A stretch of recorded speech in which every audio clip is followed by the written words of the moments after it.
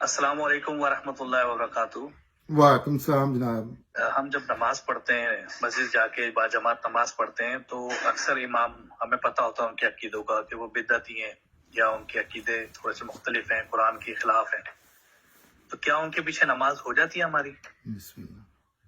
جی، نماز ہو جاتی ہے۔ نماز کا نماز کوئی آپ امام صاحب آپ کی نماز نہیں پڑھ رہے، یہ تو ڈسپلن کے لیے ہے نا، مسلمانوں کے اکٹھی نماز پڑھنے کا حکم ہے، اور نماز میں کچھ چیزیں ایسی رکھی ہیں جیسے سورہ فاتحہ مسٹ عربی میں پڑھنی ہے آپ نے، اور قرآن کا ایک حصہ ملانا ہے۔ اسی طرح یہ ڈسپلن کی چیزیں ہیں، یہ نہیں ہے کہ مولوی صاحب آپ کی نماز پڑھ رہے ہیں، نماز اپنی آپ خود پڑھ رہے ہیں، تو آگے مولوی صاحب کا وضو بھی نہ ہو، جو بھی ان کا تھوڑا بہت کوئی فرق ہو، تو نماز پہ کوئی حرج نہیں پڑتا، کیونکہ نماز مولوی صاحب اپنی پڑھ رہے ہیں، آپ اپنی پڑھ رہے ہیں۔ مگر اس میں ایک مسئلہ ہے نا راجہ صاحب کہ اگر وہ عقیدہ اس کا صحیح نہیں ہے، قرآن اور سنت پر نہیں عقیدہ صحیح، یا اس کا کوئی مشرکانہ عقیدہ ہے، تو آپ نہیں سمجھتے کہ وہ مطلب جس کا عقیدہ ہی صحیح نہ ہو تو اس کی عبادت کیا ہوگی؟ میں یہ عرض کر رہا ہوں کہ اگر کسی نے مسجد میں امام رکھا ہوا ہے تو پہلے رکھتے ہوئے ان چیزوں کا خیال رکھنا چاہیے۔ یہ اس کی کئی صورتیں ہیں نا، ایک ہے آپ ہر روز اپنے محلے کی مسجد میں اپنی مسجد میں جاتے ہیں، ایک ہے آپ سفر میں کہیں جا رہے ہیں تو نماز کا ٹائم ہو گیا ہے۔ تو نماز کا میں یہ عرض کر رہا ہوں کہ مولوی صاحب آپ کی نماز نہیں پڑھ رہے، لیکن ظاہر ہے جب امام رکھنا ہے تو کوئی اچھا انسان ہی رکھنا ہوگا جس کے معاملات اچھے ہوں، یہ نہیں کہ داڑھی ہو یا اس کے کوئی ٹوپی پگڑی ہو، معاملات جس کے اچھے ہوں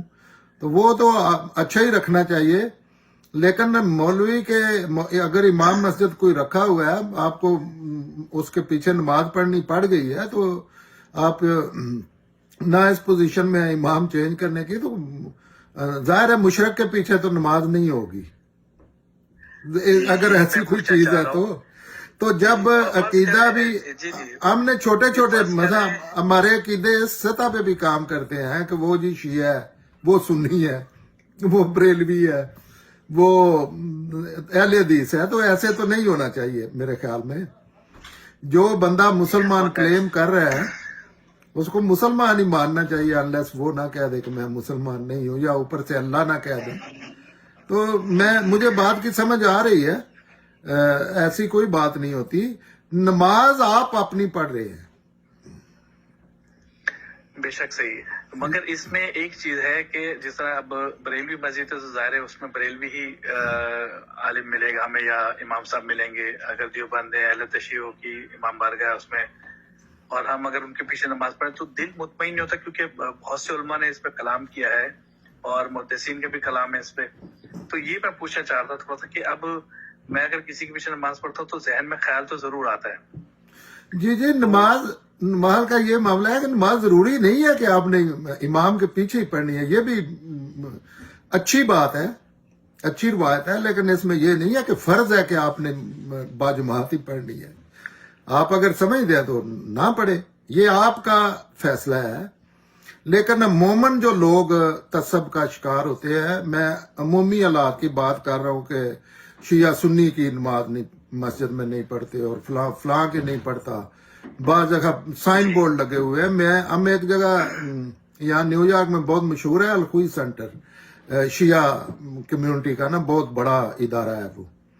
اسکول بھی ہے میٹرک تک اور سارا کوئی، تو ہم گئے، ہم وہاں نماز پڑھتے تھے، وہ گھر کے قریب تھا، یا دونوں ہی مسجدیں تھی، وہ ذرا زیادہ آرگنائز تھا،